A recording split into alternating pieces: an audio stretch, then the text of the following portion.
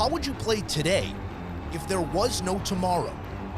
Converging roads to Super Bowl 56 evidence that opportunity only knocks when it sees fit.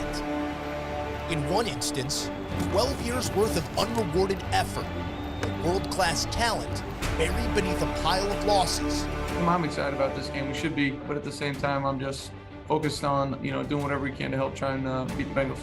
For the other, an almost immediate ascent to the sport's greatest stage. It is no fluke. It is a fact.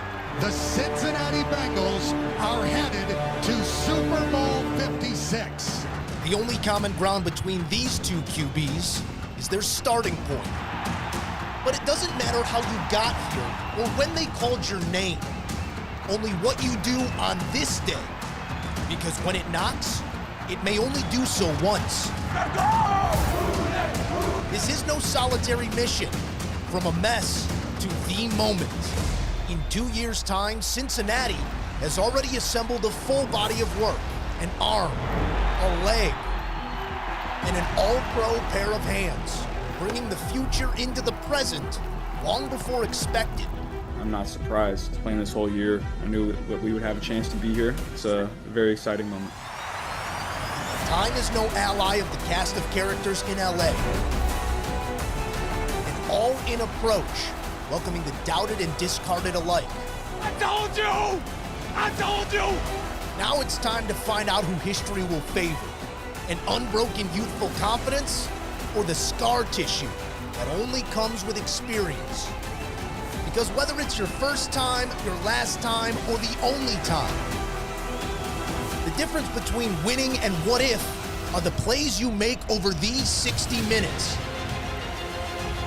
A fleeting series of moments that will affect your forever. So leave no doubt today, because tomorrow isn't promised. The moment is now at Super Bowl 56.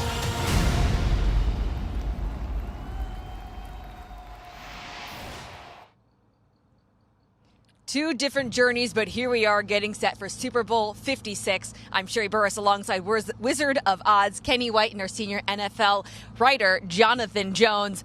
Guys, Joe Burrow, 12 sacks already this season, 9 in just that game against the Tennessee Titans. That line's going to have their work cut out for them. JJ, how do they protect their quarterback? Well, they're going to try. They're going to do their best against the LA Rams, but this is going to be a tall task. You're talking about a Cincinnati Bengals offensive line, Sherry, that they had a sack rate of 9.3%. That was the second highest in the league. Only Chicago Bears were worse, and we know all the issues with the Chicago Bears. They haven't been able to figure out the right guard position the last couple of weeks. If it's Jackson Carman, if it's going to be a Denijay there. Jonah Williams has been a turnstile a lot of times this season at left tackle, allowing 11 sacks, which is in the top 10 in the NFL this season. So, Kenny, Wizard of Odds, it's going to be a very difficult one. No doubt about it. The Cincinnati Bengals, I had their offensive line ranked 21st to start the season. They didn't disappoint me. They ended up number 20 at the end of the year. But, Sherry, these teams that give up a lot of sacks, like the 9 they give up against Tennessee, they made adjustments the next week. They did get a little better. And we've seen this. The last Super Bowl, we had a team that had 50 sacks going up against an opponent who gave up 50 sacks, was the Raiders against the Redskins. And the Raiders only allowed 2 sacks that day. So Cincinnati's hearing it. The offensive linemen are hearing it all week how bad they are. They're going to play, but they're up against a great defense this week. All right, continuing with our storylines and props, Bengals tight end CJ Uzomah, he will be playing in Super Bowl 56 if he has his word on it. He is dealing with a sprained MCL in his left knee.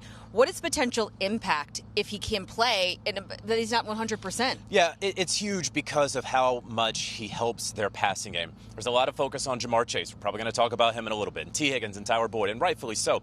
But CJ Uzomah has been the guy who he gets all the underneath stuff. You pass it to him, you get a 6-yard gain. No, he turns that into 10 to 11 to 12 yards because of his run after the catch, his yard after the catch ability. In fact, of his receiving yards, 61% of them, that's yak that he's getting out there. That is by far the most yak by any tight end with at least 400 receiving yards this season. And so that's what they're missing without him. Get the ball in his hands, get the ball in your playmakers' hands, and let them go do the work.